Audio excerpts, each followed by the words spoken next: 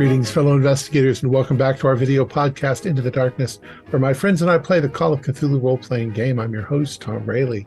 The campaign is Horror on the Orient Express, and it's available from Chaosium. I am the keeper of arcane lore, and this is episode 54. Our recap will be given by David Gasways as character Dr. Roland Kurz. So without any further delay, let's continue our journey into the darkness. David? Thank you, Tom. I am weary of this journey. I think I might call the porter for a laudanum. It feels as though I have not seen my companions for weeks and weeks. I reflect on our most recent efforts. The priest and the mayor of Orishach, our hosts, showed us the path through the forest to the home of Baba Zora Jovanovic, the eccentric academic woman whom we believed had been finding antiquities of note along the ancient trade routes. Although we had been told she lived alone, a lovely young woman called Xerxa was there, and so Bloch was a lost cause. Zora's rustic home was indeed full of ancient finds, stuffed and stacked about haphazardly. Thursby met the crone coming from the woods with a heavy sack, and they came in to join us for tea and stories. The conversation, though, was fairly brief. Shortly after Thursby plucked an arm of the simulacrum from the rafters, both women attacked us. So did the house, which extended numerous unnatural arms from dark corners. I seem to have had an episode of some kind. The entire house came alive. One of the mayor's children had given Neruda an antique bone whistle.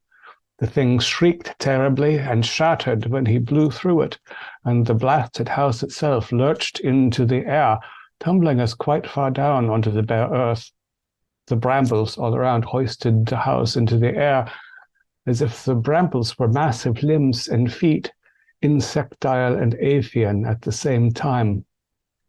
One of the claw-like feet crushed old Baba, but Xerxa, whom I thought Bloch had killed in self-defense, went to the old woman's broken body, and her life force was sucked into the chief witch. Fleeing blindly, some of us found our home in a village where we were welcomed generously. The patriarch Marko Markovich took us in and listened.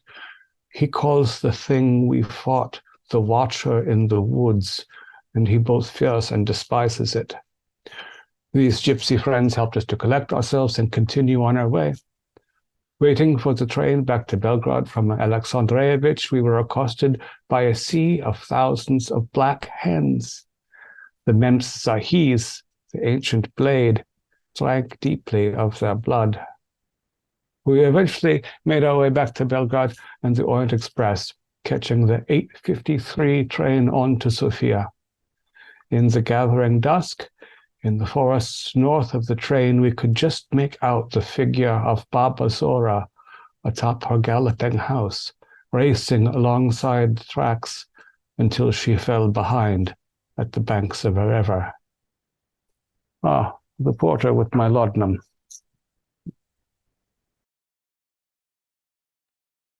Okay. So it's late evening on the train. You are fairly exhausted. You will be arriving in Sofia tomorrow afternoon around 2:48, 2:50, somewhere around there. Nothing. You guys are so exhausted. There's not much to do except climb into bed. And Kurz, you managed, to get. They have stuff for you if you want to sleep well.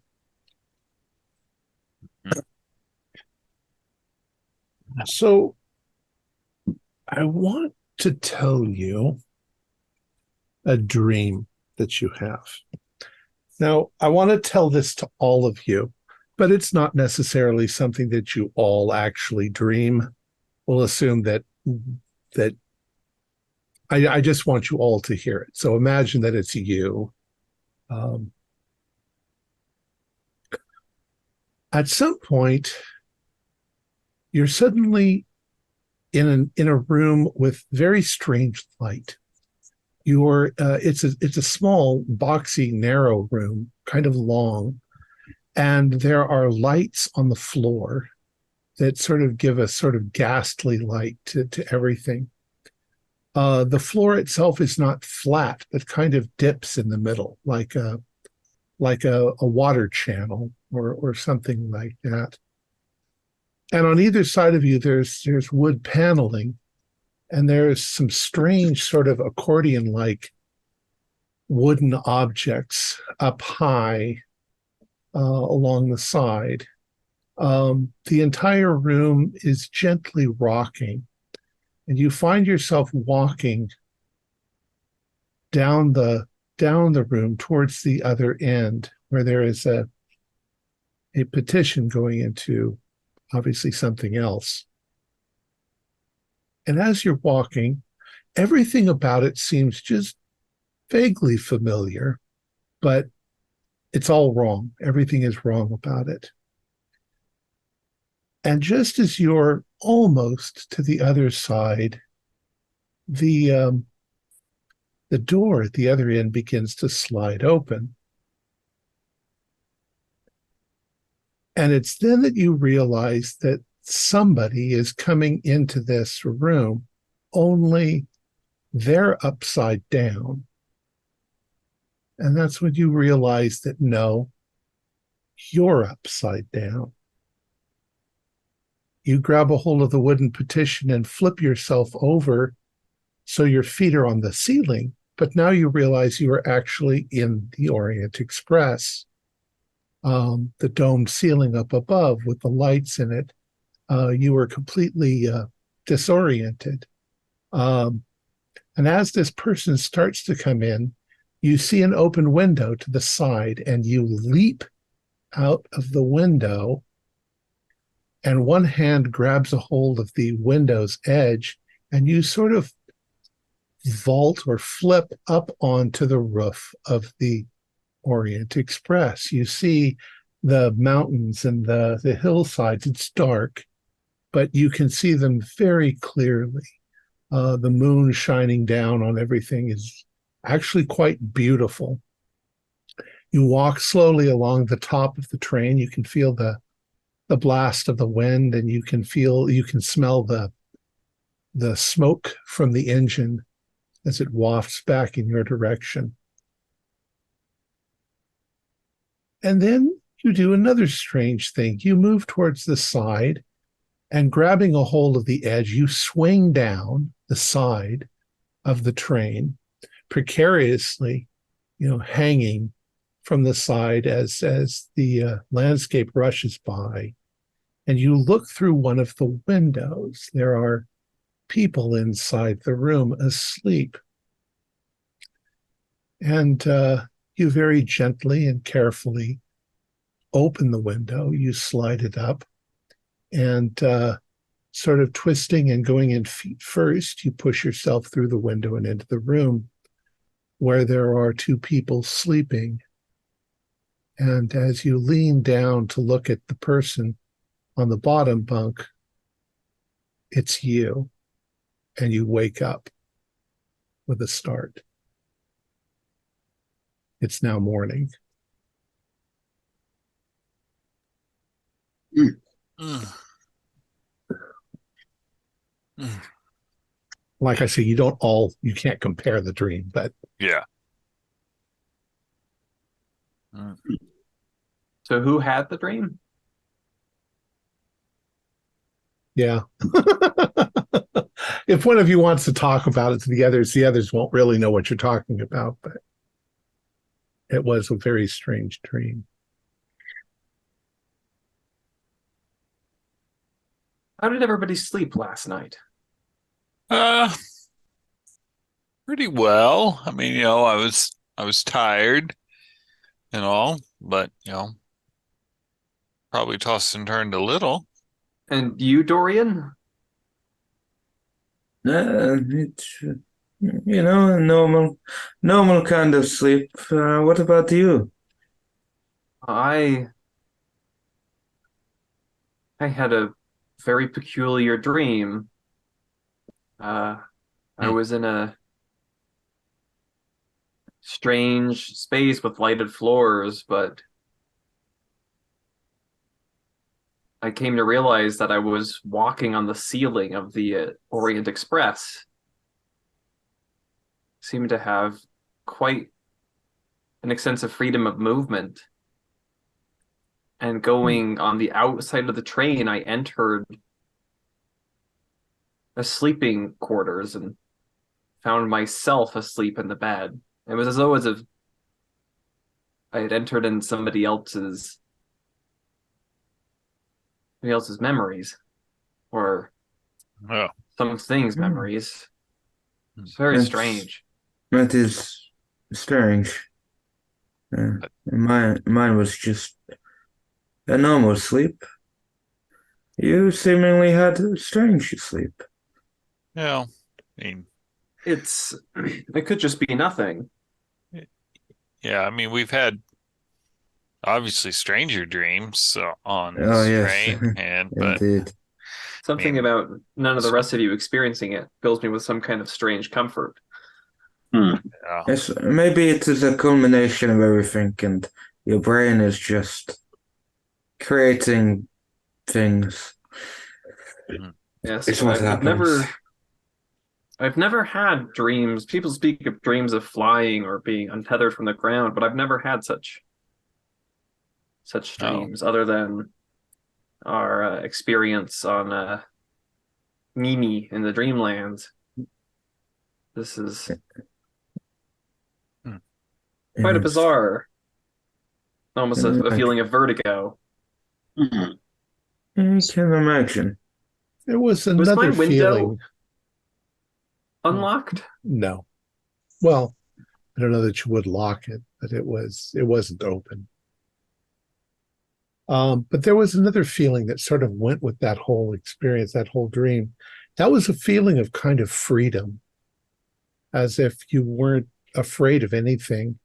You had no anxiety about jumping out the window or walking on the top of the train or hanging down. You even felt kind of elated. Yeah, and I mean it's such feelings of being untethered by anxieties and fears is so unlike myself. Even before we got on this train and on the hunt for this blasphemous simulacrum. At no point during the dream did you see your own body? I did. I saw my sleeping self. I mean, the body that was on the roof of No, the I never You- saw a mirror or a reflection in a window. The body You in which didn't I see your was. hand stretching out and grasping the window No. or something. It sounds as though you were inhabiting a creature that was more agile, like a chimpanzee or something. Yes, and I never saw the body, the dream body in which I was inhabiting. Yeah. Well, it's a pity. We perhaps on the way back we will stop in Austria, and you can speak to a specialist about this. Ah, there's a gentleman by the name of Freud who's become quite well known from Vienna. Yeah. Yeah, many experts there experimenting with the mind. So you all get dressed, you pull yourselves together, and you go to get something to eat for breakfast. As you eat, you have a very nice breakfast. The luxury of the train is what you expect. You grab some newspapers and do some reading. You don't find anything overtly bad, except that there are a lot of reports that Sofia in particular, the crime rate is very high, and there's a lot of civic unrest. People are tending to close their businesses down at sunset and not hang around, for the nightlife. It is still cold. It's winter, but there's the report sort of says that it seems this last decade has been very bad for Sofia. and her international stuff, just because there's so many gangs and bad things going on, Sofia. Yeah. You'll do a spot hidden for me too.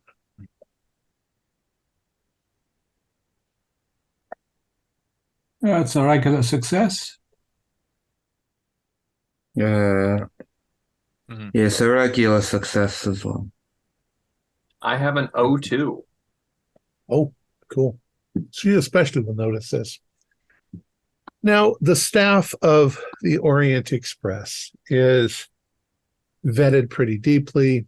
They all have to speak multiple languages. It's not an easy job to get, but every once in a while they do get new employees.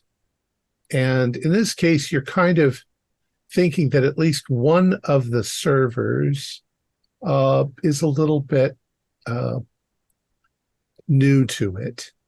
You'll hear a couple of, dishes hit the floor and,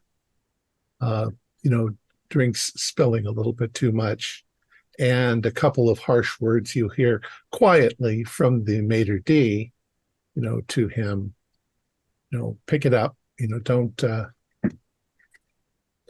pull yourself together. But other than that, nothing really disturbs your breakfast. But so one of you needs to get up for some reason. Maybe you're going to use the restroom or whatever. Who do you want to do? Yeah, I will. Okay, Gunter. Now the train is busy. There are people on the train. There are servers. There are people in the booths. Some of them maybe along the way you've gotten to know a little bit. Some of them you haven't. For the most part, you haven't. But as you're going down through the dining room into the hallway, there's one gentleman sitting at a booth. The booth looks like it was made for 4 originally, but he's sitting there by himself. He looks very professorial, like a somebody who's an academic, and he's got a number of books and things laid out on the table in front of him, and some manuscripts, and he seems to be, pulling out his magnifying glass and studying the text in one book and looking at things. He also has a number of photographs that are laid on the table. Do a spot hidden for me. Okay. No. Okay, you're really not quite that interested as you're walking by. You're not looking specifically at it, but out of the corner of your eye, one of the things he's written on his notepad in large, capital letters is Sedevkar Similare.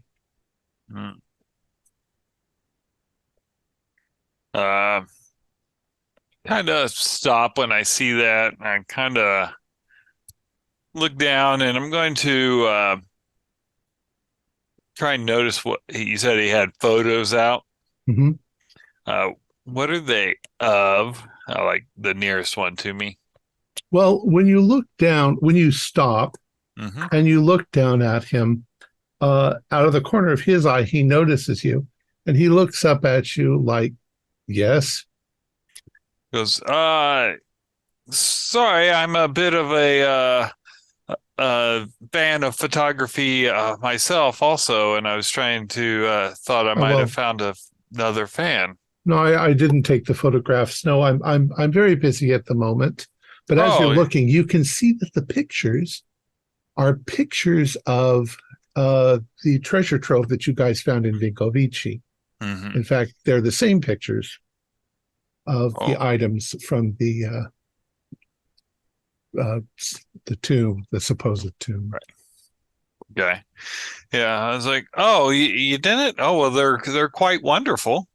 Oh, well, as I say, I didn't take them. If you'll excuse me. And he sort of goes back into it. You can see he's working on translations of things. 'Cause, well, if you could let me know where you got them from, I'd be very interested in maybe. Sir, I don't know you.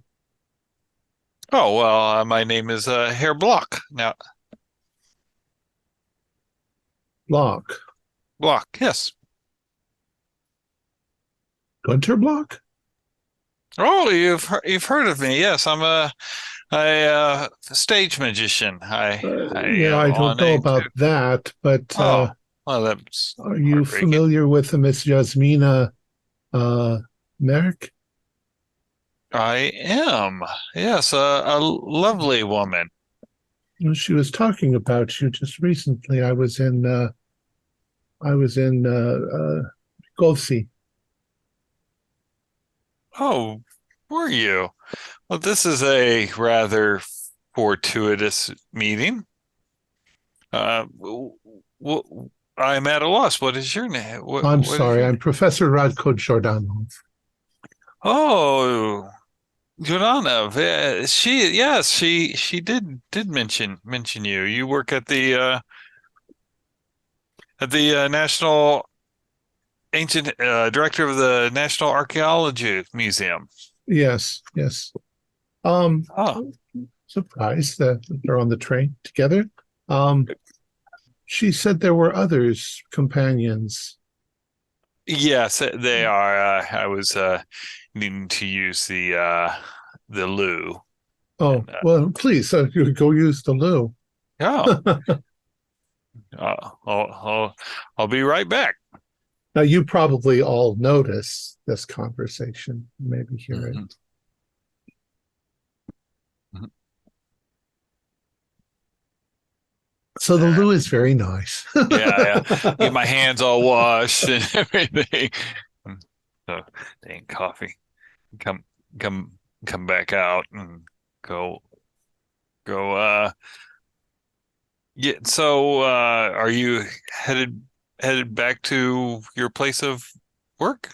Yes, indeed. I was visiting Yasmina. Um, she had her father, her late father, I'm sorry to say, found Yes. a rather important trove of objects from the 12th century, and she had me come to collect them. I'm taking them to the museum now, but these are some of the photographs. But then you've already seen them, yes? Yes, I have. Yeah. Huh? Very interesting. Are your friends with you? Yes, and I kind of look up and I was like, one of them's would be an expert in this. And I go, Dr. Dabrowski. Dr. Dabrowski. Yes. Yeah, there's a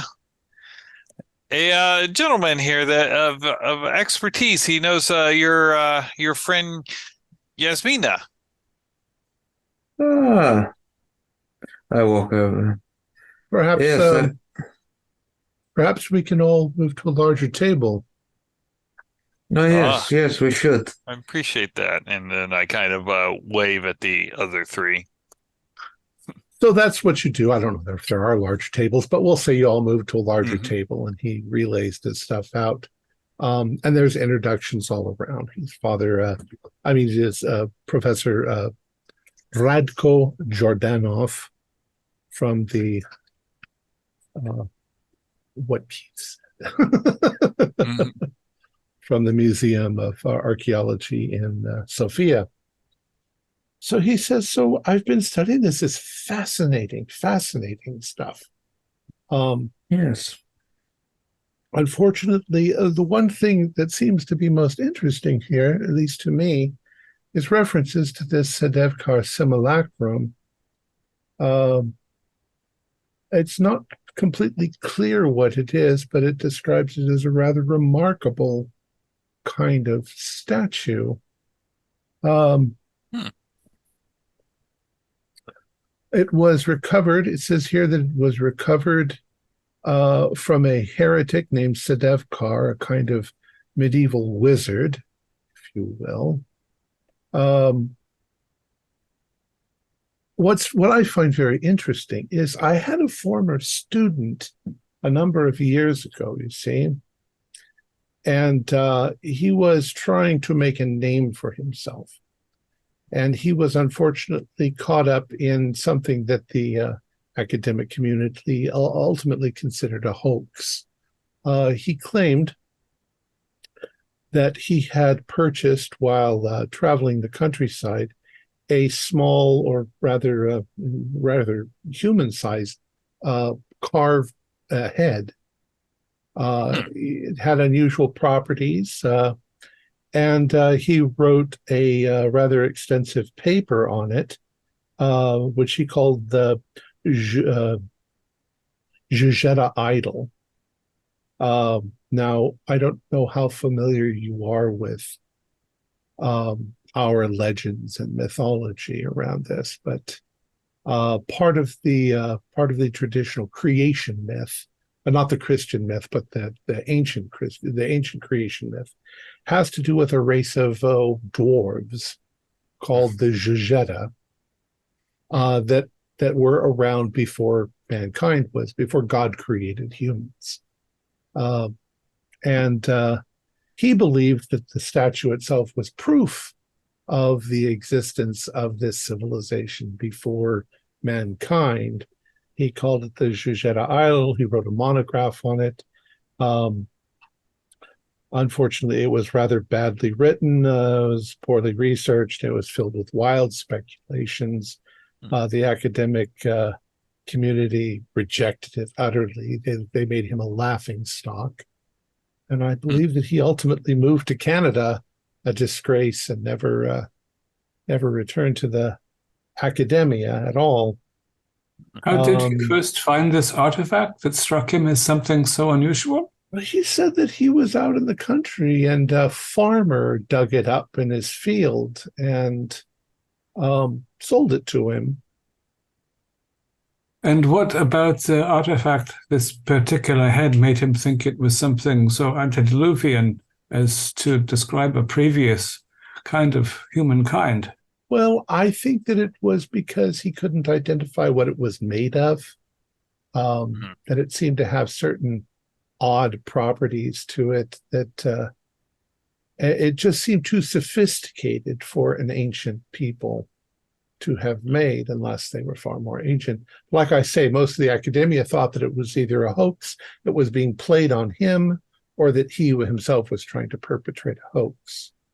It does have a little bit of the feeling of Atlantis or exactly other ancient civilizations that had, And yet, here is something that describes, oddly enough, a sort of statue with similar odd properties, color changing and so forth, that he described. Now, his name was Penev was his last name.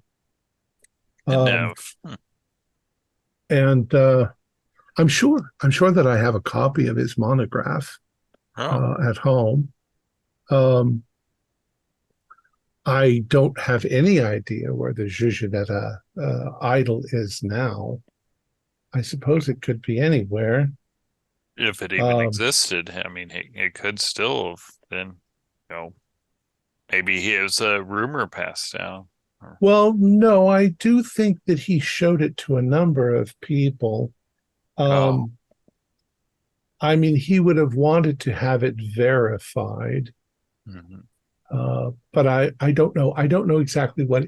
Perhaps he says somewhere in the paper what he did with it. How old do you think Mr. Penev would be now in Canada? I'm let's see, probably in his mid to late 30s. A young man still. Perhaps we'll even be able to reach him by telegraph and see if he left this artifact someplace noteworthy, if it's so unusual. Well, yes, we could. We don't have to start there, though. We can check and see the manuscript itself. Yes. Jasmina spoke very highly of the five of you. That is kind of her.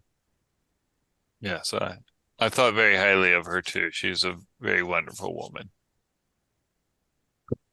But yes, I mean it should prove an interesting academic sort of pursuit. Yes. Yeah, interesting.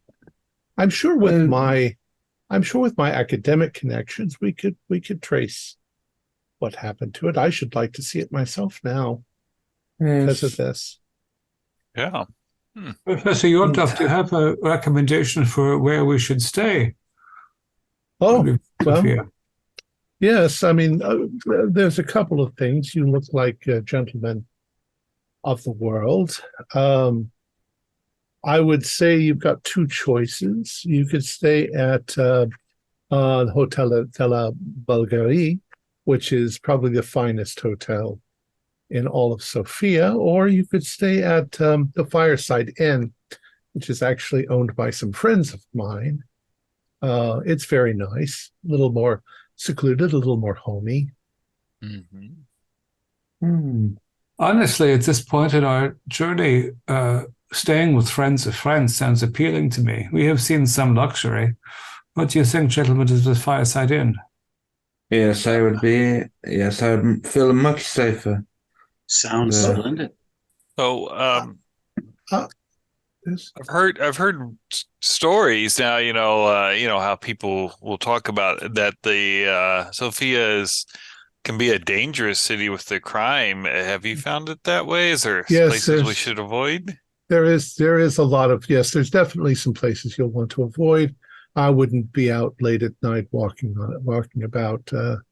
The crime rate, unfortunately, is fairly high. It has been for quite a few years now.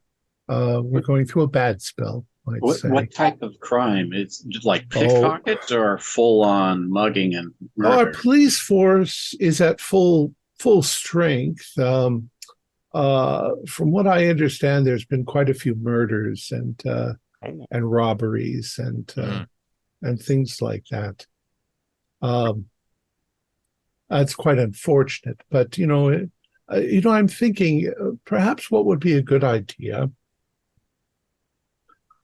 Let's plan this. When we get to the train station, I have my car there.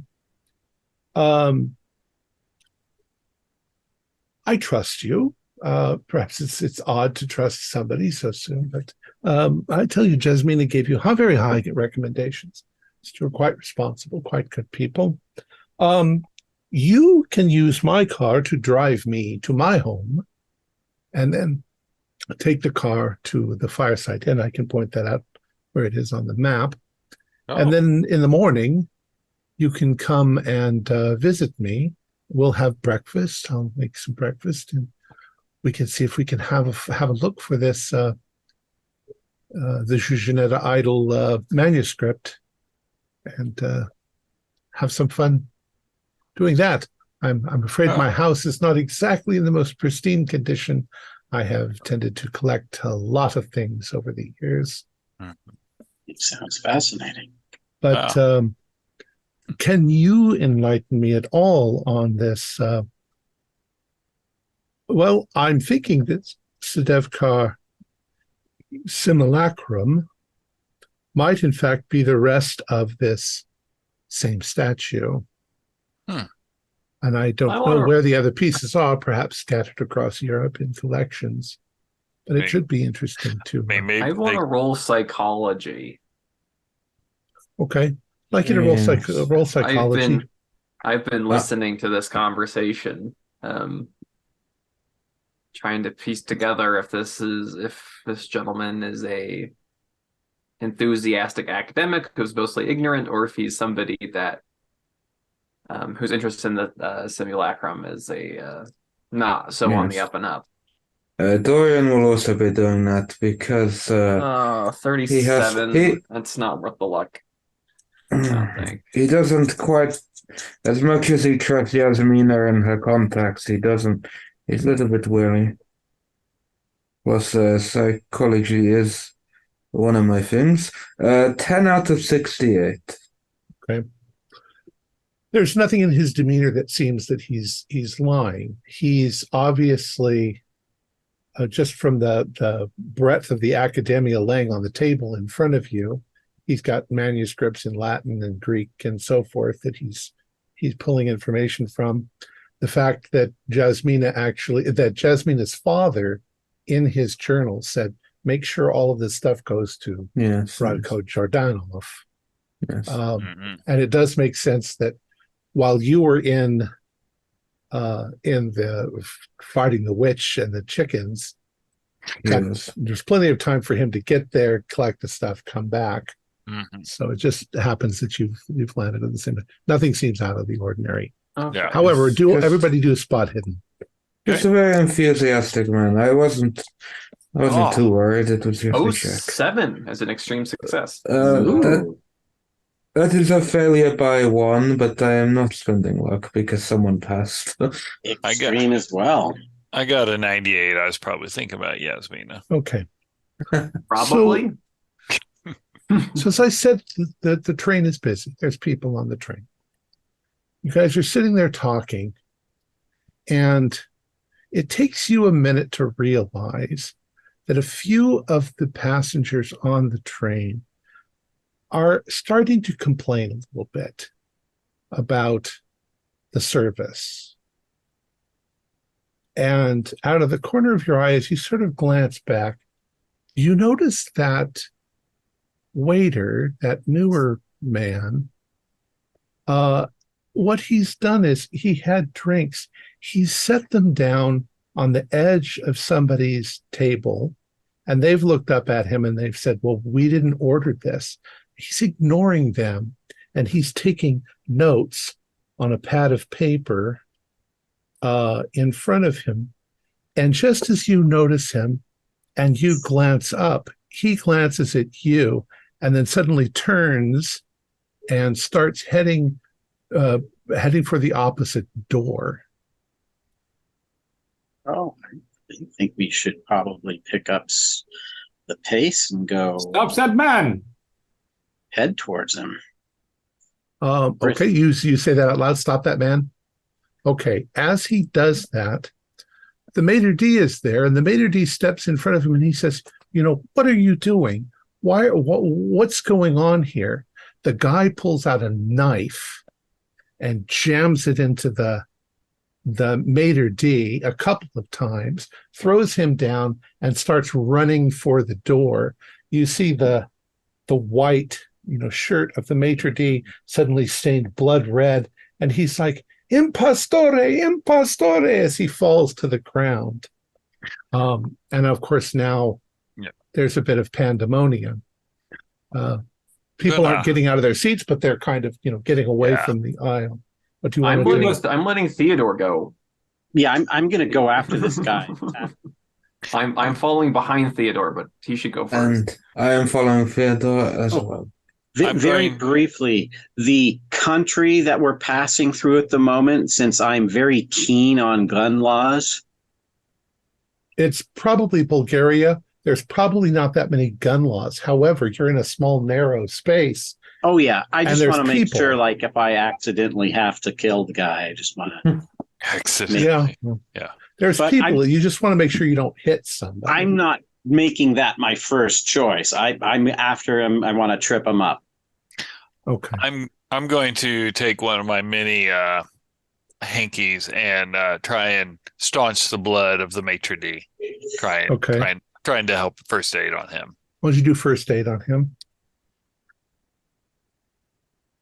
Fuck. 99. You just shoved this in here. He's been stabbed pretty bad. Yeah. You can't quite stop the bleeding, but at least you can slow it down. Yeah. Okay. So you then are on your knees, sort of cradling him and putting pressure on the wound. Theodore, you're up first and chasing. Dabrowski's I wish to be right behind, and I have my hand on the Memsahis in my jacket. Okay. I am responsible for the death of this innocent man, after all. So, Theodore, Dabrowski, Kurz, and Neruda, in that order? Okay. I would like you all to do a dexterity roll. 26 out of 65, a hard success. 65 is a failure. 64 is also a failure, although I'm prepared to try to correct that if necessary. Hard pass. Okay, so Theodore and Dorian, you managed to avoid people in the way. But Roland and Neruda, you're sort of blocked a little, so you're going to be slower. When the guy gets to the end of the room and he throws open the connecting door and goes through, he slams it really hard behind him as he goes. Dorian and Theodore, you get to the door. Do a strength roll to open it. Ooh, 31 is okay. If I need a hard, I'm just 1 point from a hard. Should I spend it? I got 40, which is just a regular, and I do not have a luck, so it is up to you. I'll have you spend the 1 luck to make it a hard, because the door jams. All right, perfect. So I am, come on. You go here. There we go. Okay, so yeah, hard. Come on 1 second. This is not letting me move this. There we go. Okay, now I can move this. Sorry about that. Okay, yeah. 1 point spent, hard success. You tear the door open and you start running. You're now in part of the train. You're heading towards the foregone. And there are people in this part of the train that he is shoving to the side. So women are screaming as he does that and so forth. But he's a little ahead of you. But in him shoving people aside, he's probably slowing a tiny, because those people are no longer in front of us. So hopefully we can the hallway though is pretty damn narrow. So you're gonna have to get by the same people. Go ahead and do we'll say another dex roll.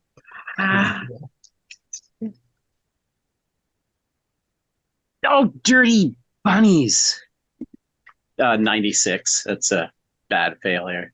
I think I just tackled some lady having soup. I also got a 92, so you're still kind of even. You get through this, but he gets to that other door, he opens it, and he runs into what you're pretty sure is the first foregone. Okay. And Dabrowski, how did you do? I succeeded. Okay, so you're right there with Theodore. Gabriel and Roland, you are 1 car behind, but you're still chasing. Can I assume that someone has pressed some sort of panic button in the dining car so that the train should be, whatever authorities on the train should be on the lookout for behavior, yes?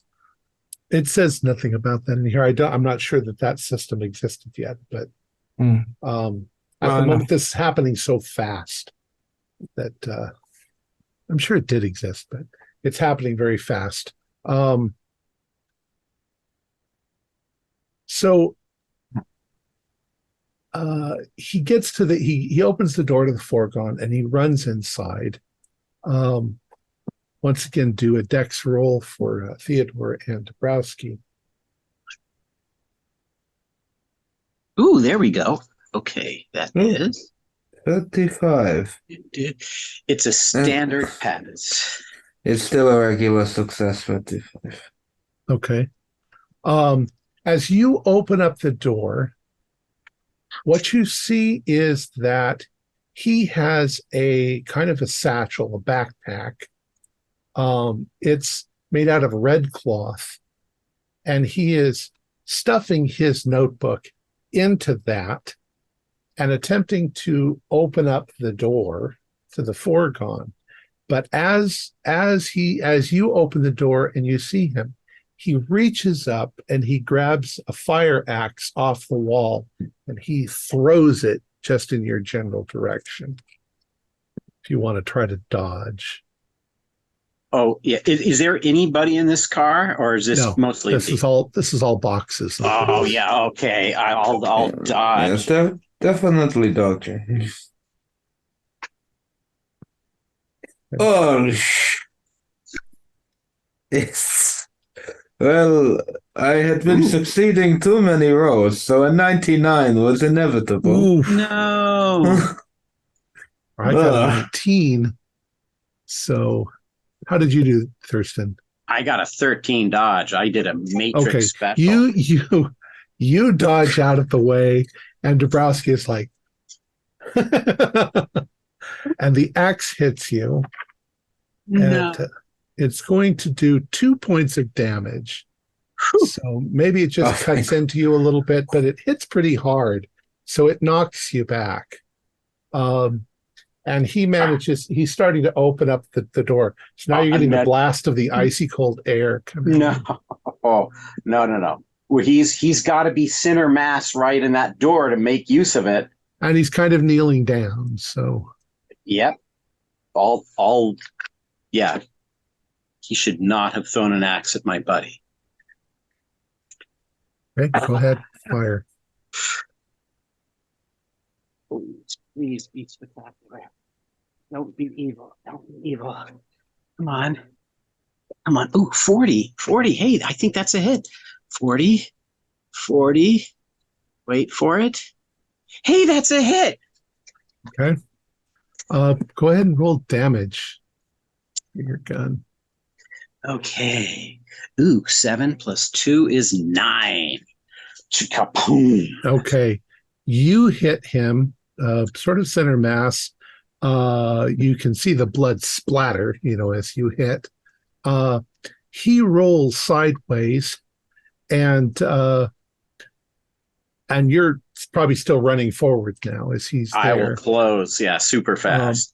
Before you get up to him, he manages to push the bag out of the train, and he's trying to crawl towards the door, but you've done a lot of damage to him. Okay, he's bleeding badly. Yeah, I'll put a round through his right kneecap. I don't want him going anywhere. Okay, well, see how you do. Just roll damage. Because we do too much damage. Oh no! 2 plus 2, 4. 4 more. Okay, that'll actually kill him. So, oh Jesus! You've just at the last moment the train lurches and you put it right through his chest. Oh, oops! Sorry, I was trying to immobilize the guy. Oh yeah. Going to see if he rolled out, but you stopped him before he rolls out. We can't. And about this, at this time, Roland and Gabriel, you hear gunshots just as you catch up and come into the room. Dabrowski's on the floor; he's bleeding. And the body of the guy is over near the door. He is dead. There is blood splattered all over the place. And you all can do, well, you three can do, except for Dabrowski, spot hidden, as you can clearly view the guy. 41, I think that's a regular. 70 is a failure. I am a little too worried about Dorian, I think. A standard pass. Is there someone on horseback running to catch up with the packet he dropped? No, it fell into the snow. You're out in the middle of nowhere, it would seem. We wish we could stop the train and get the packet before someone claims it. What you do notice is, those of you who passed, there's definitely some signs on this young guy. He looks like he's maybe in his 20s. On this young guy's body, that he has had some replacements. You can see the skin different colored. Definitely a sign that he is a brother of the skin. Dirty, rotten. Who knows who this was originally? Yeah. Dabrowski, It seems that he took a little chunk out of you. I believe this blade can... Yes. He tried to ask me a question. At that point, we rolled Dorian off the train. Dorian, I'm just going to correct the wound with some MCHs. You shouldn't feel anything, yeah? Okay. You give him a choice. But what do you? Oh, I'm not there. He said, oh, okay. So I slice off a little jacket, a little shirt, and fold the blade into the injury. It's cut slightly against the bruise that's developing and the little flap to the other side. And it seems so obvious to me. I can do this without any damage at all to the final structure. And the only evidence is that he's got blood splashed on him, his own blood. But the wound itself is healed completely, perfectly. There you are, good as new. And about that time, other people on a few gentlemen who were also concerned about this crime show up, but also members of the staff show up.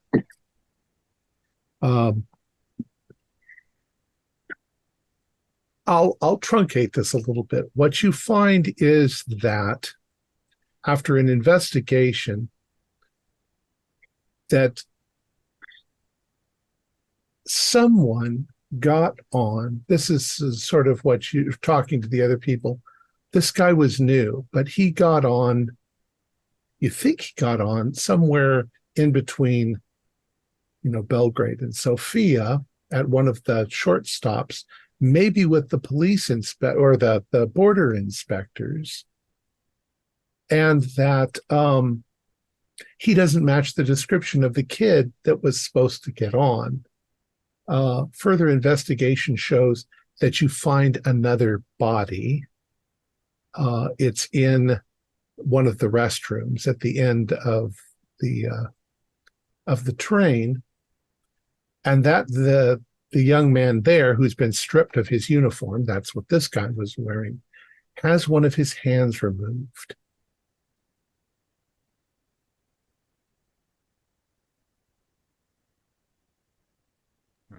Why do you think he wanted a hand? Maybe he had lost a hand and he took this. Is one of the hands on the guy that Theodore shot kind of the same complexion as No. No? Okay.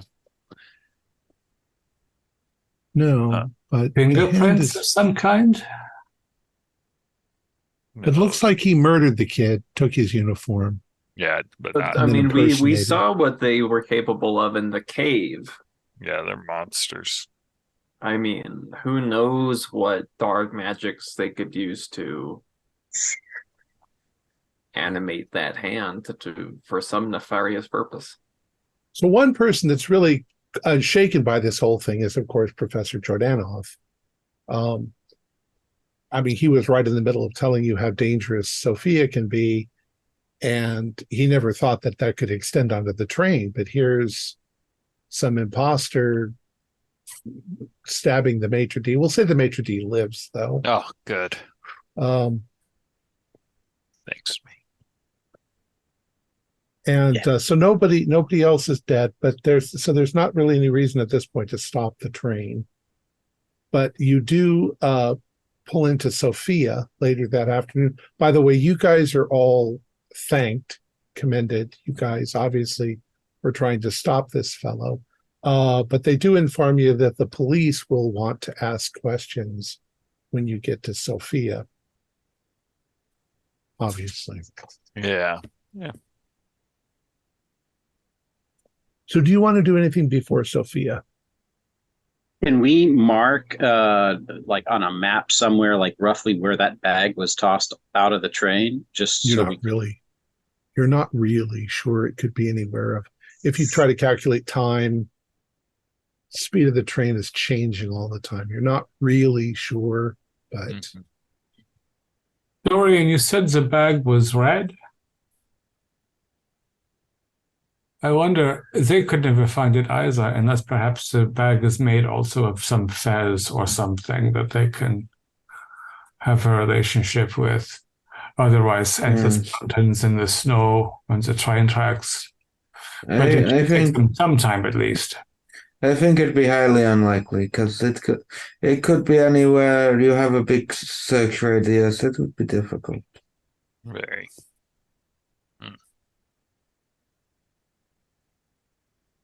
So the train pulls into Sofia just about 3 p.m., a little before 3 p.m. It's busy. It's a difficult place. The police want to speak with you all, and you are going to.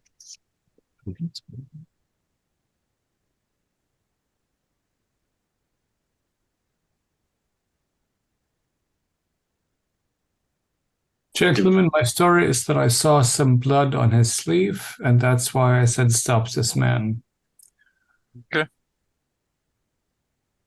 All right. So you arrive in Sofia. There are a lot of passengers that are quite shaken. Those who were involved in the direct room, they're all questioned as well. But you're taken to a room where you were talked to. It takes it's probably going to take about an hour or so for them to do all the investigation. You're taken in and you meet Major Vasil Kristova. He's a uniformed Bulgarian inspector. And he takes you in, and he looks like he's about 40 years old. Yeah, salt and pepper hair, with a big thick mustache. He's like, so tell me what happened, and what did you see? I was sitting there having a conversation with my friends, and then Dr. Kurz saw some blood on the imposter, as we found out later, and yelled out, and he stabbed the maitre d', and then that's the last I saw because I saved the maitre d's life. Okay. You probably tell them more of the details.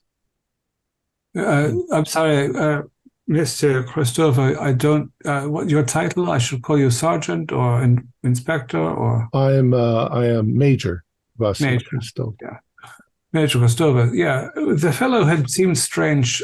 He was nervous and sweaty. I wondered if perhaps he was an opium addict. He was clumsy and spilled things.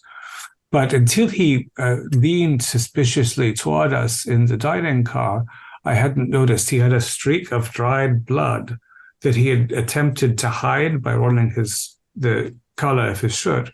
So when he turned to run, I thought, this is too suspicious, and I called out. I did not think he was going to panic and attempt to kill the maitre d'. But because he was, as we say, an imposter, he panicked, I suppose. And the train is full of valuables, yeah? So he replaced someone on the staff. I assume he expected to leave with pockets of jewels. It appears or something else. It looks at you. Why don't you all do psychology rolls? Why don't we? 33 out of 16. 84 out of 68. 14 is a regular pass. Well, For those of you who pass, he's a policeman. He doesn't seem very forthcoming with any information to tell you, but at the same time, he doesn't seem surprised at any of the stuff that you've said, almost like he's heard this sort of stuff before.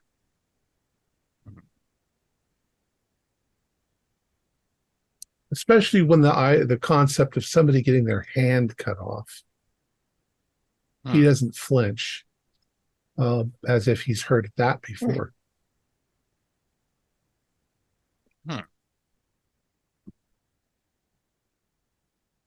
Well,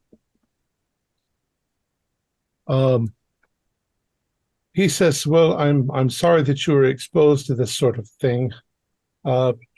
Sofia is it seems the criminal intent in Sofia is growing and growing. We wouldn't have expected something that's on the Orient Express, but what can we do? Strange."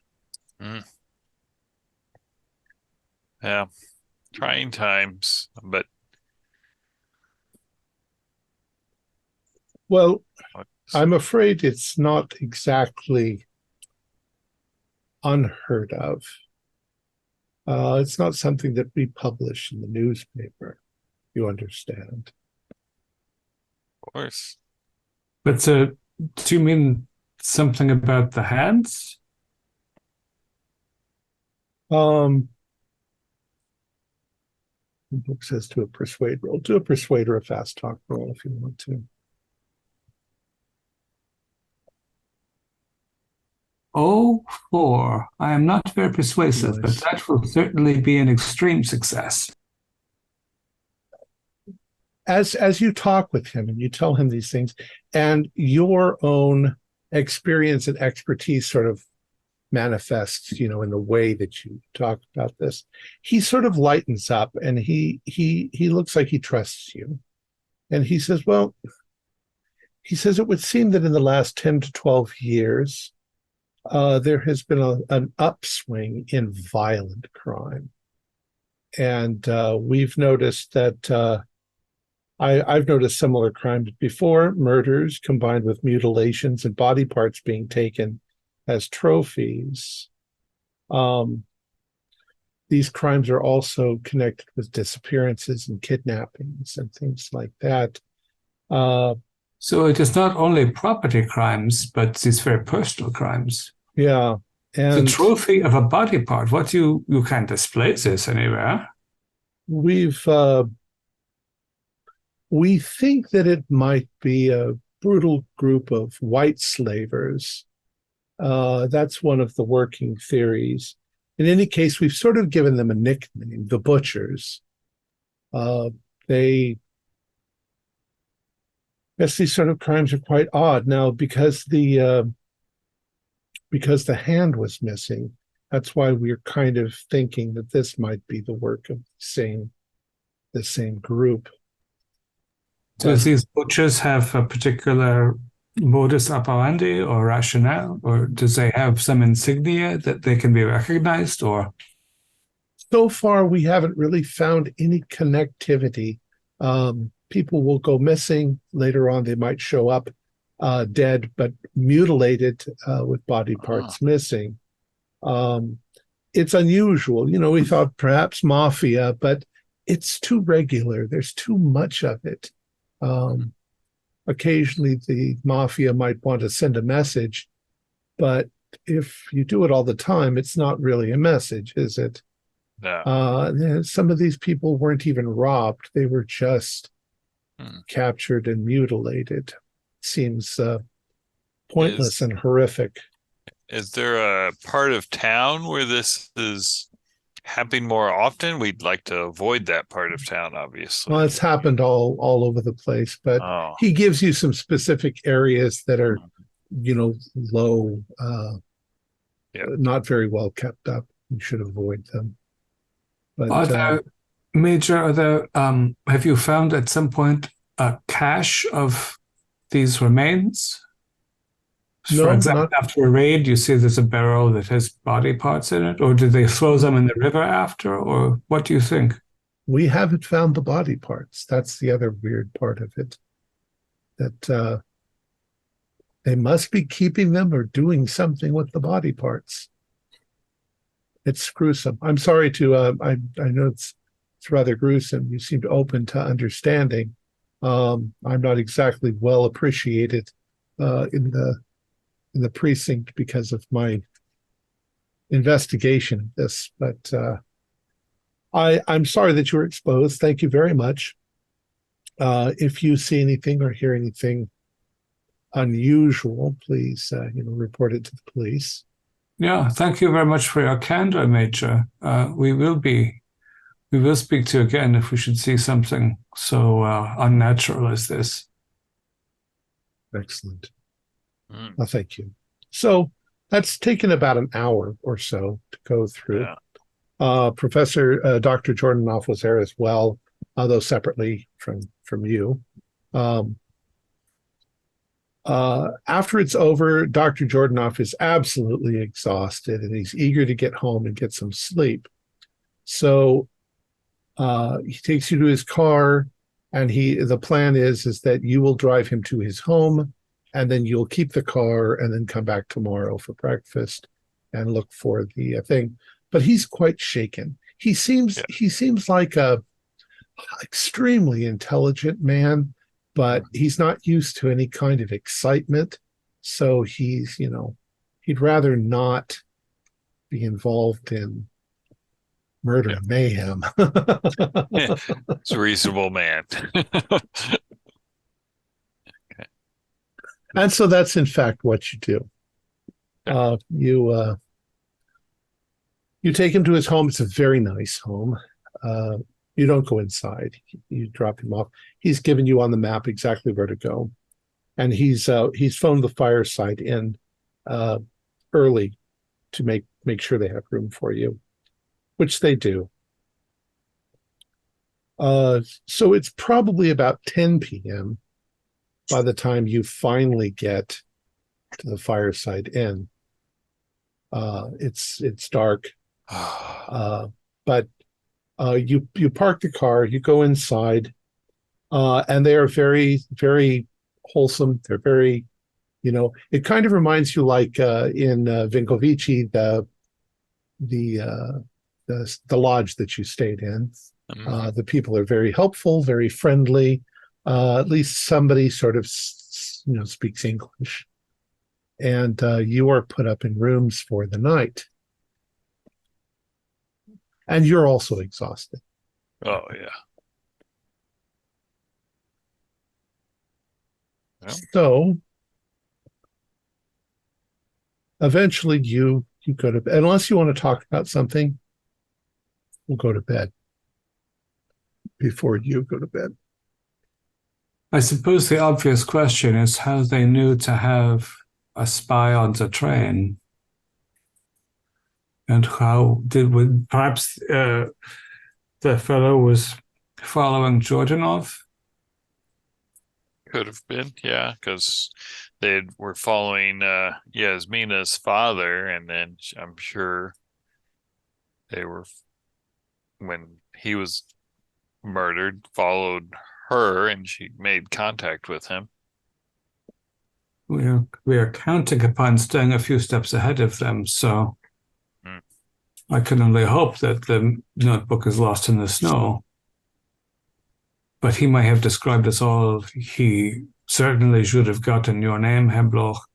Yeah. I mean, we almost stepped into, sounds like one of their dens if they're going around willy-nilly chopping off people's hands. But our friend from the museum doesn't seem terribly subtle about his investigation. Well, he Not just that he had thinks any real understanding of how dangerous this is. exactly. He's just researching an academic find. I mean, why would you want to be worried about that?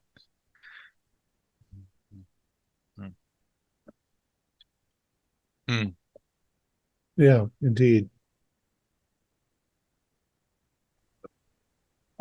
So place is warm, comfortable. They serve dinner. It's fairly nice. Oh, nice. A late dinner.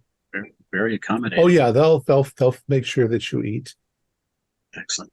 Do our rooms have like a secure closet or area for our Sure. cards? Yeah, you put your stuff away.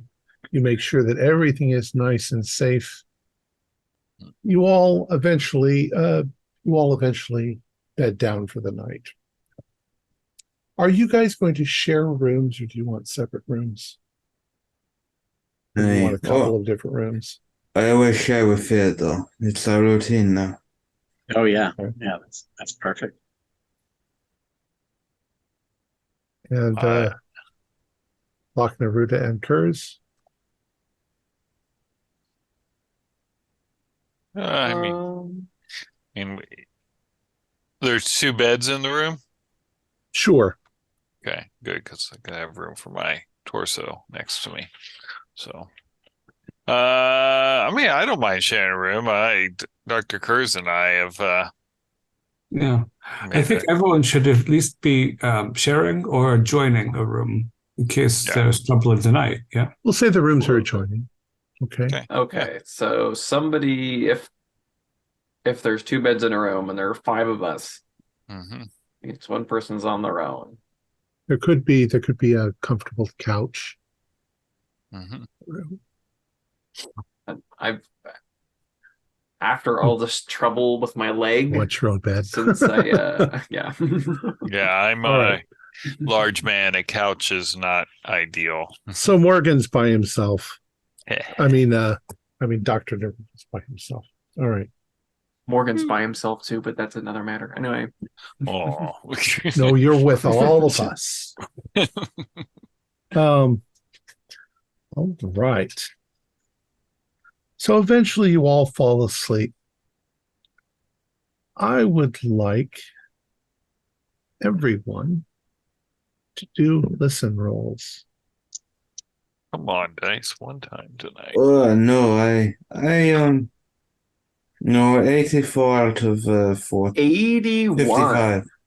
84 out of 55. 87. I was tired. Hey, I got a regular standard success. 46 out of 50.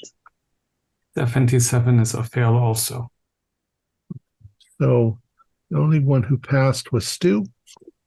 Yes. Theodore. Okay. That's fortunate. All right. So you're all asleep. Stu, I don't know what time it is. It's dark. The lights are turned off.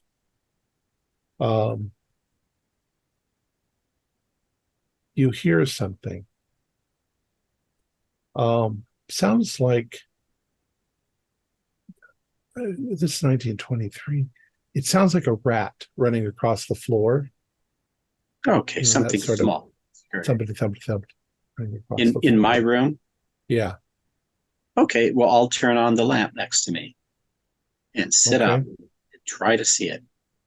All right. So as you sit up, you don't see anything. You look around. But as you're sort of looking around, something on the other side of the bed is making the covers move. The covers are moving like something's climbing up onto the bed. And just as...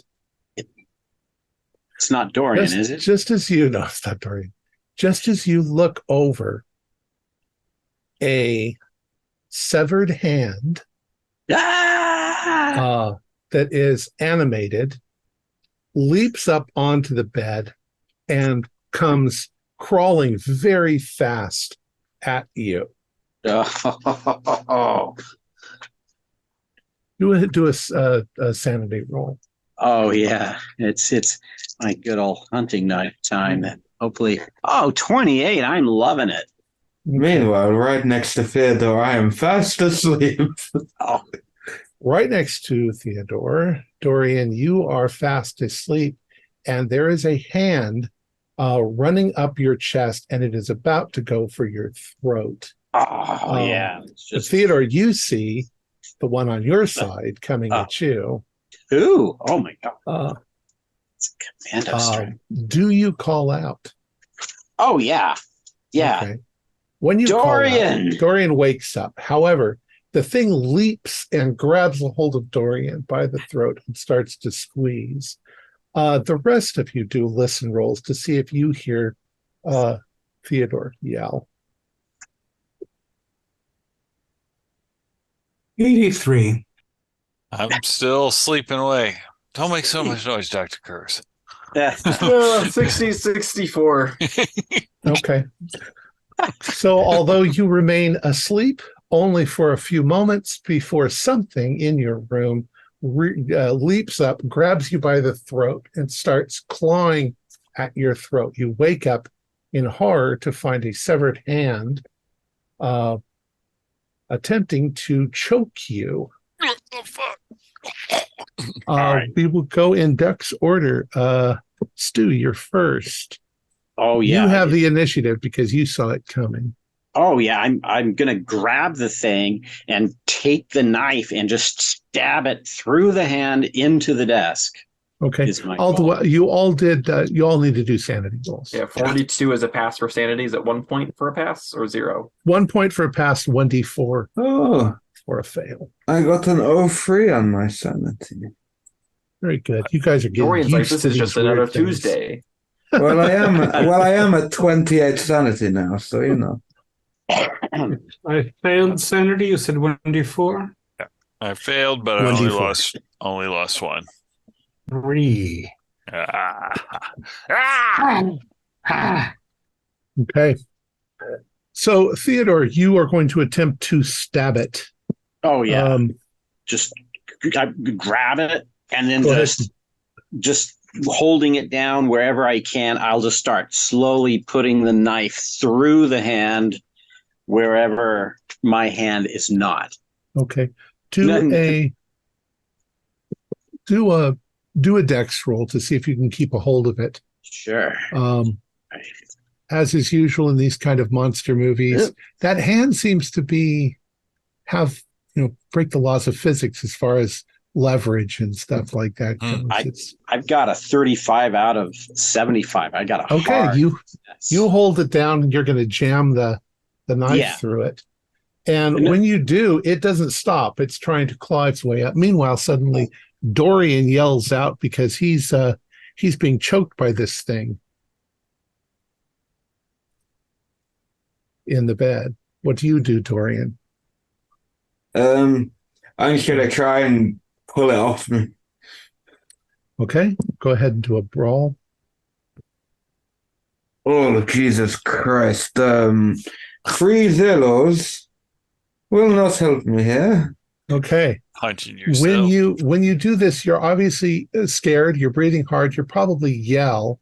And as you yell, it slips one of its fingers into your mouth and starts pulling itself up onto your face. David, Dr. Kurz. Yeah. This thing is choking you. My first thought, rationally, is to see what's beneath the wrist bones. If there is some attenuating force, and there is nothing there, yes? There's nothing there. In fact, it sort of looks like the sever, it's healed itself over. No. And it should be able to flip off, but it doesn't flip off. It's got... Right, it seems to be preternaturally somehow. Yeah. And I have taken quite a shock, the 3 points of sanity. Yeah. But under the pillow is the blade, and I trust the blade. And I think I'm going to think of it as a beautiful shaving razor and carve off everything under my flesh, separating only the fingertips will be left then. Okay. It, in fact, cuts like butter through the hand, which the hand continues to struggle. Now it's lacerated. It's not bleeding, but it is oddly warm and soft and pliable. But you should be able to cut it off very easily. That doesn't stop it. You might be able to get it off. You're muted. Sorry, I wish to put all the pieces. So I carve off the musculature of the hand, and their little fingertips trying to choke me. No, they've sort of fallen off as you cut them.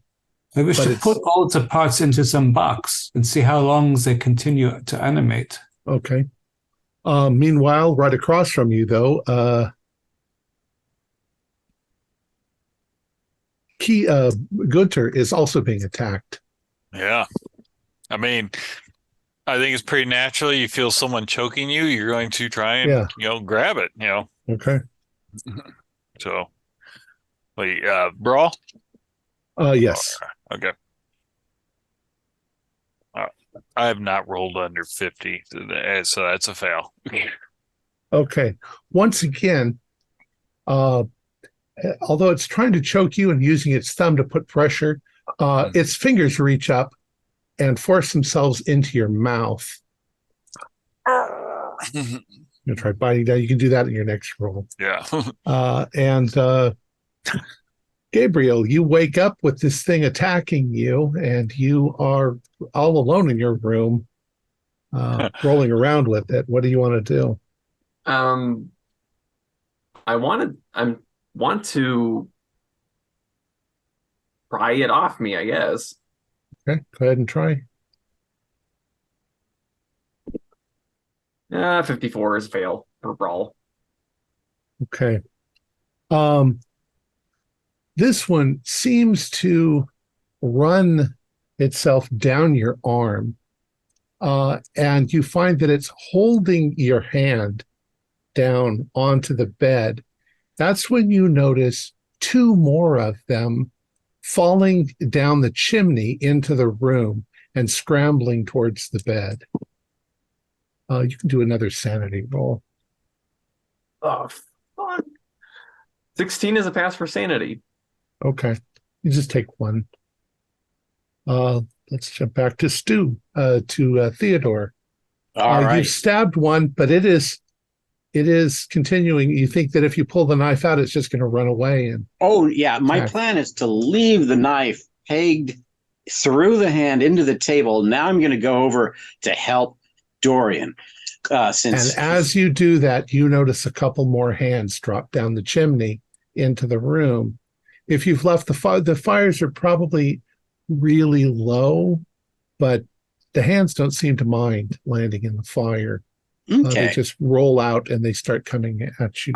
I'm specifically going to help Dorian because I've got time before they cross to me. So I want to help my buddy. I'm just going to grab that hand and throw it in the nightstand table drawer and close that drawer on it. Okay. Go ahead and grapple. Grapple? All right. Is that a dex or a brawl? Brawl. It's a brawl. Okay. Oh, darn, brawl. I wish it was a dex, but oh well. Da, da, da, da, da, da. Oh, dirty, darn it. Yeah. Okay. That's a fail. Okay. You grab a hold of it and you pull it off, and but as you start to throw it towards or bring it towards the dresser drawer, it wiggles out of your hand, hits the floor, and runs underneath the bed. Meanwhile, the other two are coming at you. It does seem more prudent for the two of you to be together next to each other and defend that spot. Yeah. So that's where you are. Josh, you're with him. Dorian, what do you do? Well, I want to find something I can swing at them. I don't care what it is, and I'm gonna grab Maybe whatever maybe there's a lamp or a book or something next to the bed. Yeah, if it's a book, I'm gonna go down for the old squash. Okay. If it's a lamp, I'm gonna go for the old hit him where I'd like you to do a luck roll as well. Oh. Well, the luck roll's 80. I have 29 looks, so that's nowhere near. Okay, but go ahead and do a brawl roll for hitting it with the book. It comes at you. Oh, you bastard! Hang on, what is my brawl? My luck is so low I can't even salvage a 66 out of 50. Okay, so it you miss it as you swing with the book, and it flies through the air towards you. You're going to try to hit it like a baseball bat, but you miss, and the thing lands right on your face like this. These things fly? Well, it seems to leap. Lunges. Lunges and leaps, lands right on your face. Dr. Kurz. There's a couple more of these that have come down the chimney, and they're heading towards you. Towards you and Gunter. Yeah, the two of you are fighting them. How's Hebloch currently? I got like a thing It's trying to stick its fingers in your mouth. Yeah, that's intolerable. So I will start with here. I think if they enter him, this is the worst case scenario, and I don't think I can use the mem sahis, because if I sever it and the fingers caught inside, it could be even worse. So I have to brace against your shoulder and pull on the hand. Do a luck and a brawl. Luck is good. I mean, my luck in general is good. Yeah, and that roll is sufficient. Brawl is not my strong suit. What did you roll on luck? 48, which is just only enough. But okay. Well, brawl. Yeah, that's my word. But the 25. Yeah, 73. I cannot spend. So. Okay. All right. So you're pulling on this hand, and it seems to somehow be able to keep attached. It's holding on to Gunter's jaw as you're pulling on it. So Gunter, you're getting your jaw pulled. Gunter, what do you want to do? So I think I know you were going to bite. Yeah, I was going to bite down as hard as possible. Do a luck and a brawl. Okay. Fail the luck. Well, what did you get? 66 out of 45, and I failed my brawl also. Still haven't got below 50. So the thing is using your facial muscles and your jawbone to sort of leverage itself, and it's now got a couple of fingers on the sides of your nose. It's like climbing up your face. And Gabriel,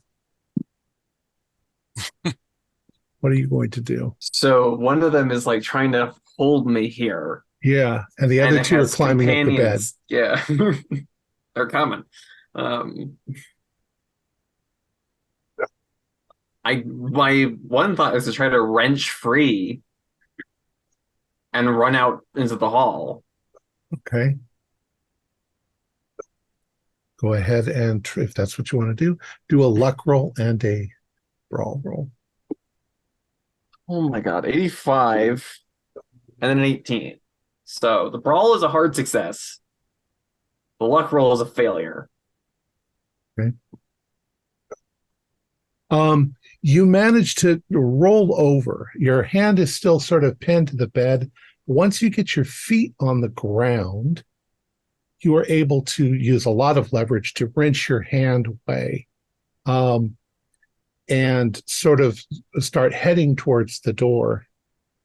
But as you do that, one of the hands intercepts you, grabs your ankle, and you fall face first onto the floor.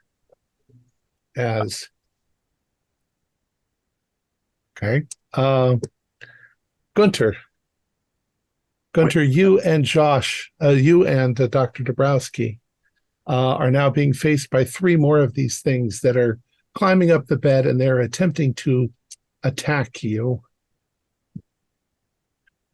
Okay. What do you want to do?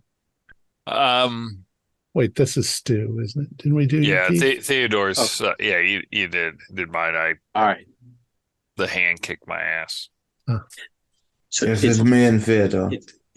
Okay. So all right. So with the one hand stab to the table, and then the one that I got off of Dorian, but I didn't successfully toss it in the drawer.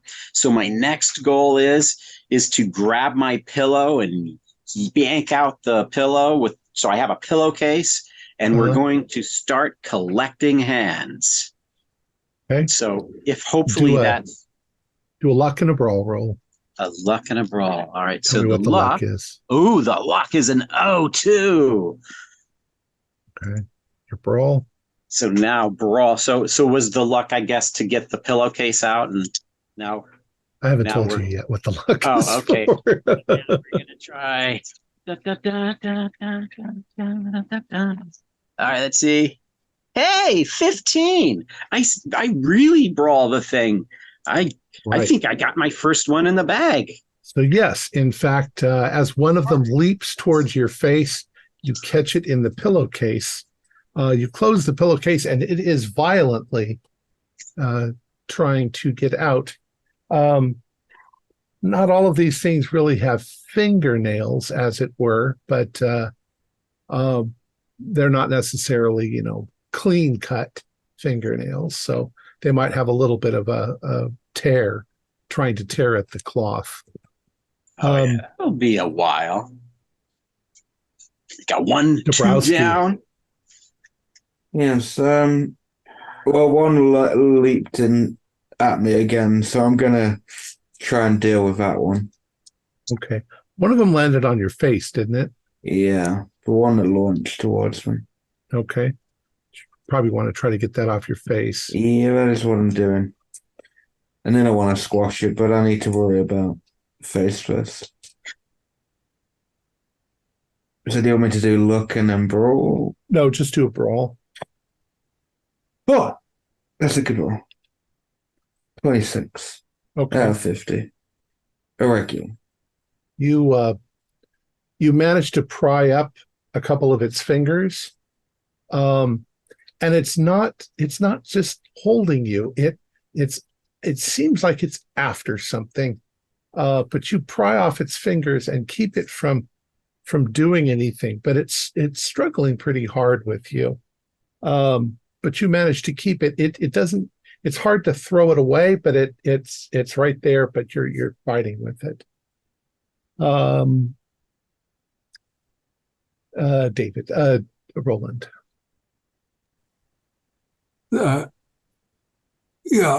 I'm pondering as the hands scuttle from the chimney how best to help Herr Bloch without. So I'm thinking if I pinch the finger above and then Memsehis, I can slice it from the hand, removing the strength, and then toss the digit. And so I begin a slightly surgical effort to free his face, and then we will deal with the ones on the floor. He would be less distressed when his face is free. And I'm thinking, how similar do these hands look? Do they seem to be replications of the same hand? They seem like they might be other people's hands. They all look slightly decayed, but also somewhat preserved. They're oddly warm and soft, but they could be men's hands, women's hands. So the butchers have been collecting these pieces. I'm thinking about what the major has told us. And so there are other body parts from the victims, but this is the first onslaught, and they know who we are. Yeah, so survival comes first. I attempt surgically to remove all the bits so that they don't get inside Herr Bloch. Snip, snip. Do I do perhaps luck and surgery now that I practice surgery? Or is it luck and brawl again? Or just we'll do brawl. You guys are fighting. Yeah, I'm not the brawler, so. Okay. The other two get up to you, and they start climbing up you while you're trying to do this to Herr Bloch, and there's a lot of confusion, but you're not managing to get them off. Keith, you're in kind of pandemonium with this thing climbing up your face. Yeah, I'm gonna close my eyes because someone's fingers are getting near your eyes. It's pretty normal to shut your eyes tight, and just gonna keep trying to yank this damn thing off my face. Okay, go ahead and brawl.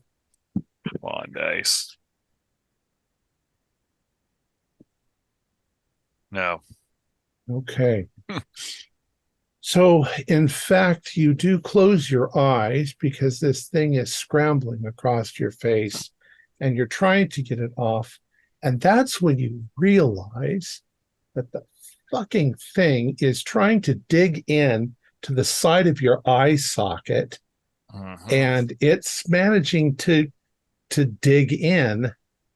And unfortunately, you suddenly realize that it has torn out one of your eyeballs. Ah, fuck! So you scream, everybody, you're already all screaming, but the second that it tears out your eyeball sort of falls to the floor. The thing releases you and it leaps down to the floor. And Dr. Roland, you can see this too. It's almost as if the back end of the hand sort of goes down to where the eyeball is, and the skin around it, almost like fingers, wrap themselves around the eyeball, and the thing scrambles for the chimney at the same time. The same moment in everybody's room, the hands all of a sudden stop attacking, and they all start heading for X getting out. They're heading for the chimney. If the window is open, they'll head for the window, except for the ones that Theodore has managed to stab and trap. I have parts in a box also, but I must leap upon the one that has taken Bloch's eye. Go ahead and try. If it's also brawl, Yes. I will never. Yeah, 64 for 25. I do not have. And I got 20. So up the chimney they go. It's the And you worst hear- Christmas ever. and Herr Bloch is rolling on the bed, grabbing a hold of his eye. Yeah, You and can see blood. Yeah, and I kind of scream out. I was like, "Kurz, close the wound with that knife of yours." Yeah, hold still, Herr Bloch. I'm sorry, I could not catch it. Me neither. Gently enter the blade, curve it around the membrane. You managed to close it very nicely. Gunter, you have lost your depth perception. And the rest of you also realize that your attack is over, and you can hear lots of noise coming from the other rooms around you. So from your rooms, not from other people in the hotel's rooms. Would you all get together? Good God. You probably had Gunther. scratches on you, and Oh yeah. Do the hands that I've apprehended continue to try to escape, or do they eventually go limp? no, they continue to struggle. Yeah, Herr Thursby, I have also some pieces in lockbox. They've if we flinch get and it? wiggle. Perhaps they can lead us back to Herr Bloch's eye. I was going to say, what if we get a jar and let it Yeah, So they cram can it in. roll where it wants to themselves. go? Yeah. Oh yeah, those hamster wheels, balls. Yeah, Yes. little hand. I have every reason, Herr Bloch, to think that your eye, the tissue, is still intact. And with Mem Sahis, I could replace it. Yeah. We could. But I assume they perform this to be able to perceive our actions, no? Do any of you have morphine? No. Actually, thanks to Dr. Kurz, you don't feel any pain. Oh, okay. All right. Yeah. Yeah, the Mem Sahis clears everything up. Except it is the soil that wants the morphine. I'd be interested to see these hands play handball. Forgive me if I don't laugh.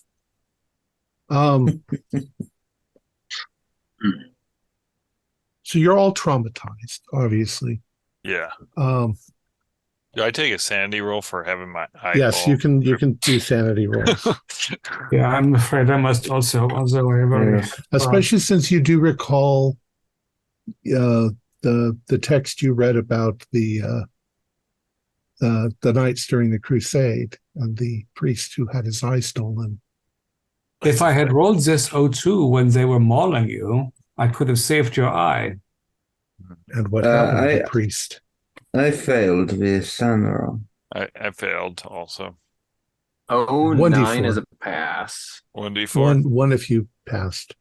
1d4. Yeah, the eye that they shit. showed all sorts of horrible things to. Well, I am now at 24 sanity. Yeah, you're hanging on. I am beyond. About this time, Gunter, you know when you've stared too long at something bright, how when you close your eyes you can still see it for a second? Yeah. Well, at first you think that something like that is happening. Maybe it's like phantom eye. You know, you're used to seeing through two eyes. But when your eyes close, even for a split second and you're blinking, you suddenly realize that you can sort of see a negative image. And that negative image is, from your perspective, you running down a dark alley somewhere in the city. And you're close to the ground, like you can see through your own eyes still. Yeah. I'll mention that as like going, I seem to be able to still see it. It reminds me of that Mina Harker and how she so could help with the chase of Dracula when she had a connection. Maybe they're going down an alley, but I mean, I wish they'd look up at a street sign or something. Now, can I like? Able to, I have to have both my good eye closed to see that, or is it kind of like? Yeah. Okay. Of course, you've only got one good eye, so. Yeah, so can't really. Be probably disorientating if you could see it. It's all the time. That is what it is. It is quite disorientating. Yeah.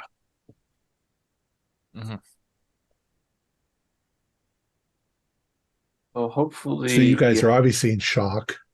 Yeah. Yeah, I hope, as you said, that helps us find where they've taken it. You think that we should make chase now while it is still close to us? Probably. If we can recover it, then I assume they are moving as a group. Does the vision show other of them scrambling about? You don't really see anything. I mean, they can. I mean, they're so small and so agile. Yeah. Who knows what direction they went after they went up the chimney? Yeah, Sofia is a river through the city, of course. We go downhill or uphill, or maybe you see the sign of a tavern or some other indicator that we could follow up, if not immediately, then. Keep an eye on it. No pun intended. That was not on purpose. Yeah, you can't really tell. It's dark. It's these are alleys, so they're not lit or not well lit. It just seems very disorienting, like your eyes on a roller coaster. Yeah.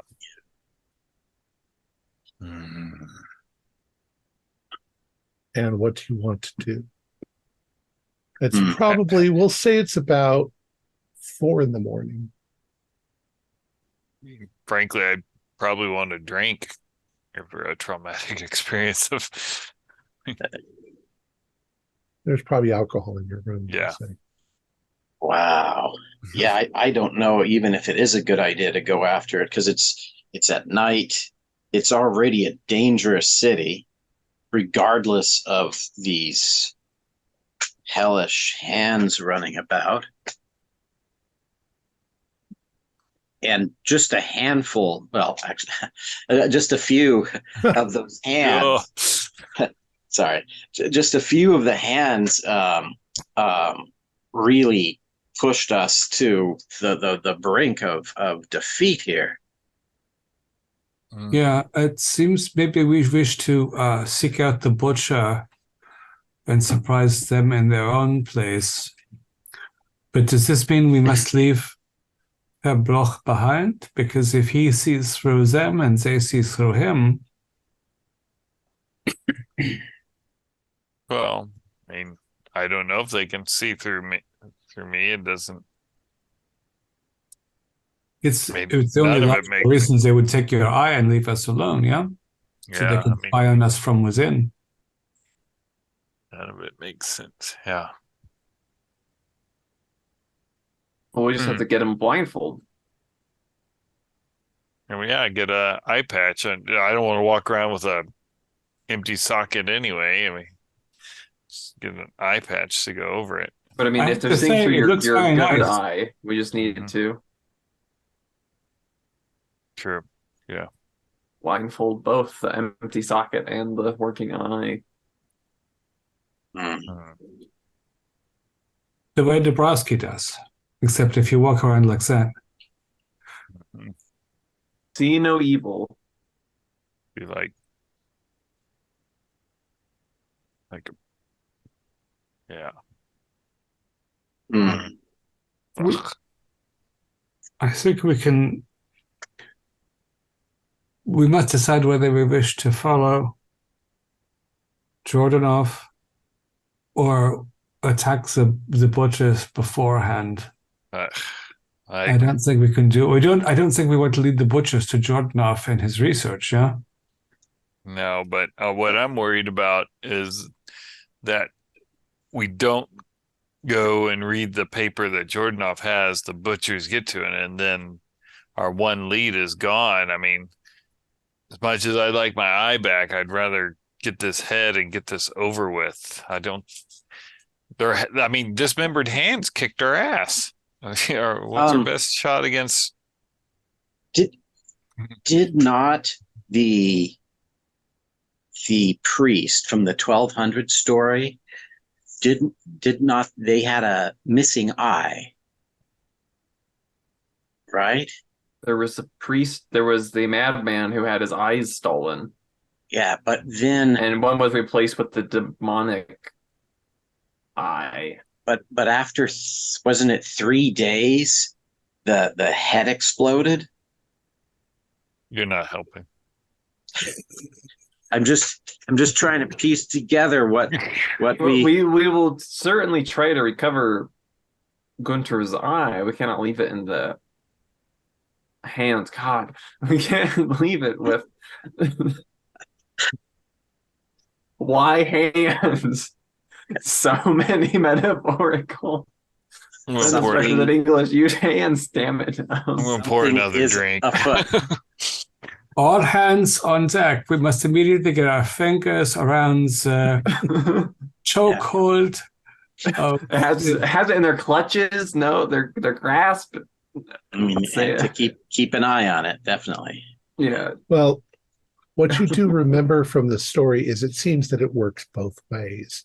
You can see what they're doing. They can see what you're doing. That was the whole point of stealing the person's eye. So maybe they've made a mistake. Yeah. Maybe they're after the researcher. After the museum. They could be after Rodko. Certainly we must keep Gunter, as it were, in the dark. Mm-hmm. Unless we, again, use the second sight he has to find the butchers first, and then we clear the field, and we can continue with our own research. And it may be that if you put a patch, all they'll see is the patch. Exactly. And I'll just remove the patch when I'm taking a crap, and they can watch that. They can lose sanity. A I don't know, they might be into that sort of thing. True. So But- if we'd like to stop here, this would be a good spot. Try to figure out what to do next. You don't think that pursuit right now would be a good idea because it's dark. It's Yeah. too easy to ambush you. But you also have Dr. Jordanov, who might know where the head is. Yeah. Mhm. All right. Our players included Morgan Llewellyn, David Gasaway, Stuart Lively, Keith Craig, and Josh Harwood, with yours truly as the keeper of arcane lore. We have a Discord server where you can chat with other members, you can set up private games, and you can learn the finer arts of gameplay and game mastering. We provide audio-only versions of our shows free for you to download from Podbean or iTunes. If you'd like to help support our show, please visit our Patreon account. Just $1 a month helps us a lot. Or you can hit the super chat button at the super thanks button just under the video. Like, share, and subscribe to our channel, and punch the bell icon for updates on our latest shows. And leave us some comments. We enjoy reading them and answer any questions you might have.